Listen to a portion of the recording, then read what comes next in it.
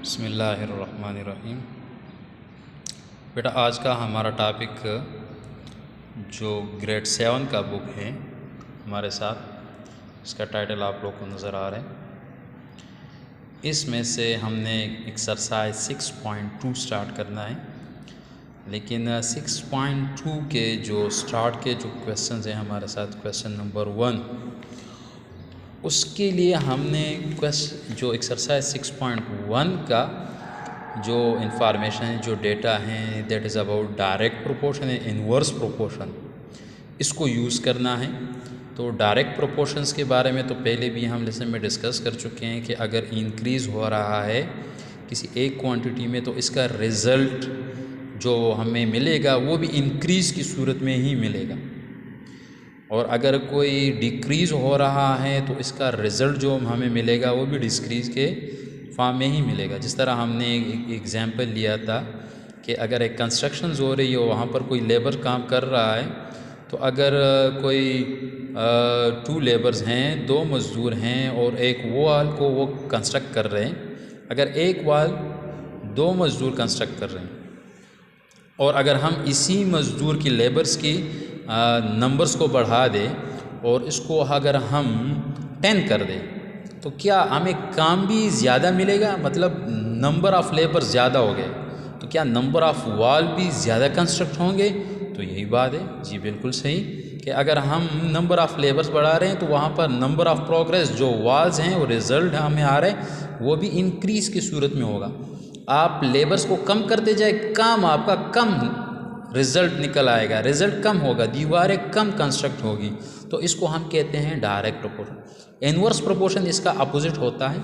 अगर हम एक चीज़ को बढ़ाएं तो रिज़ल्ट में दूसरा हमें कम देगा, अगर एक को हम कम करें, लेस करें, तो दूसरा हमें बढ़ा रहा होगा।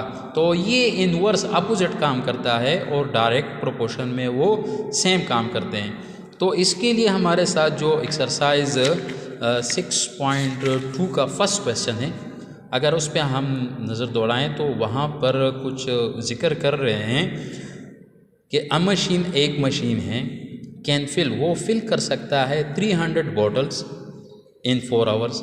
एक मशीन का कितना काम है? 300 बॉटल्स को वो 4 आवर्स में वो भर रहा है। फिर हमसे यही डिमांड किया जाए कि हाउ मच टाइम, कितना टाइम आपका लगेगा, विल बी रिक्वायर्ड फॉर 6, अगर हम 6 सच मशीन, ये आम मशीन की बजाय अगर हम 6 मशीन कर दें टू फिल 9000 बॉटल्स, अगर हम 9000 बॉटल्स भरना चाहें और हमें मशीन्स भी 6 प्रोवाइड हो, तो ये बताएं कि टाइम अब कितना लगेगा। तो बेटा, हमने वही फार्मूला इस पे अप्लाई करना है, वही चीज़ है, लेकिन आप लोगों के साथ मैं एक चीज़ यहाँ पर शेयर करता चलूँ कि ये जो हमारे साथ एक्सरसाइज 6.2 हैं, जो आप लोगों के साथ पेज 108 पे एक्सरसाइज है, क्वेश्चन नंबर 1 में डायरेक्ट सॉल्यूशन पे आता हूँ ताकि टाइम हमारा सेव हो। तो देखिए बेटा, इसमें हमारे साथ 3 चीज़ें, एक मशीन है, एक बॉटल्स का जिक्र हो रहा है और एक जो हमारे साथ टाइम है उसका जिक्र हो रहा है।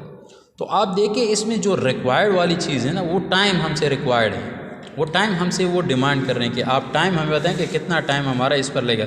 तो जिस चीज़ का वो डिमांड कर रहे हैं, हाउ मैनी हावर्स, तो आप यूँ करें कि उसको ज़रा स्टार्ट में लिखें तो बेहतर होगा। अगर बाद में भी लिखें कुछ फ़र्क नहीं पड़ेगा, लेकिन आपका आसानी के लिए, बेटर सॉल्यूशंस के लिए आप इसको स्टार्ट में रखें तो बेहतर होगा। फिर इसके बाद हमारे साथ कुछ बॉटल्स का जिक्र हो रहा है और कुछ मशीन्स वो यूज़ कर रहे हैं इन बॉटल्स को फिल करने के लिए। तो इसका सिंपल ये है कि अगर हम देखें, फर्स्ट में कह रहे हैं कि हमारे 4 आवर्स लग रहे हैं और हम बॉटल जो हैं वो 300 बॉटल्स फिल कर रहे हैं और उसके लिए हमने मशीन 1 रखा हुआ है। फिर वो हमें कहते हैं कि हाउ मच टाइम, तो यहाँ पर इनका ये x unknown quantity, how much time will required, कि अगर हम 9000 बॉटल्स फिल करें लेकिन मशीन की तादाद हम कितने रखें? 6 रखें। अब यहाँ पर हमारे साथ प्रोसीजर ये बन रहा है कि अगर हम 6 मशीन से काम ले और काम हमारे ये हैं कि ये 9000 बॉटल्स हो, तो उसके लिए हमें कितना टाइम लगेगा, हावर्स कितने हमारे स्पेंड्स होंगे इसके लिए। तो देखिए बेटा, आपने सबसे पहले तो ये चीज़ बना लिया। अब इसके बाद करना कुछ यूँ है कि आपने इसमें कुछ एरोस यूज़ करने हैं। पहले लेसन में हम ज़रा डिस्कस कर चुके हैं ट्रू क्वांटिटी। फर्स्ट जो आपके साथ अननोन वाला है उसका एरो आप अप रखें। अब आपने कंपैरिजन करना है, लेकिन कंपैरिजन हम टू क्वांटिटीज़ का इसमें रखते हैं, रेशो की बातें हैं। तो इसमें आप यूँ करें कि आप ये दरमियान वाला भूल जाएं, इसको छोड़ दें। आप फर्स्ट को आप चेक करें लास्ट वाले के साथ। अब इसको चेक करने का तरीका मैं बता रहा हूँ। देखें, एक मशीन काम कर रहा है तो वो 4 आवर्स ले रहा है। अगर आप वही काम 6 मशीन के ज़रिए कर रहे हैं, 6 मशीन्स हो, तो काम आप जो ले रहे हैं एक ही काम है। सपोज़ आप काम को कांस्टेंट रखें। सपोज़ हम कह रहे हैं कि कुछ बॉटल्स हैं, वो बॉटल्स फिल करने के लिए हमारा एक मशीन 4 आवर्स लगा दे। अगर उसी काम को नहीं बढ़ाना, काम फिक्स रखें। अब काम फिक्स हैं, सपोज़ 100 बॉटल्स फिल करने के लिए एक मशीन 4 आवर्स ले रहा है, तो अगर वही 100 बॉटल्स मैं फिल कर रहा हूँ लेकिन मशीन्स में 6 रखूँ तो क्या होगा, टाइम मेरा उतना ही लगेगा कि ज़्यादा लगेगा। अब देखिए, अंडरस्टूड बात है, एक मशीन आपने काम पे लगाए तो वो 4 आवर्स ले रहा है। आपने ज़्यादा मशीनें लगाई तो क्या, टाइम तो कम लगेगा ना। जितने मशीनें हम बढ़ाएंगे, वही लेबर्स की बात है कि हम लेबर्स बढ़ाएंगे तो वॉल्स हमारे साथ ज़्यादा कंस्ट्रक्ट होंगे।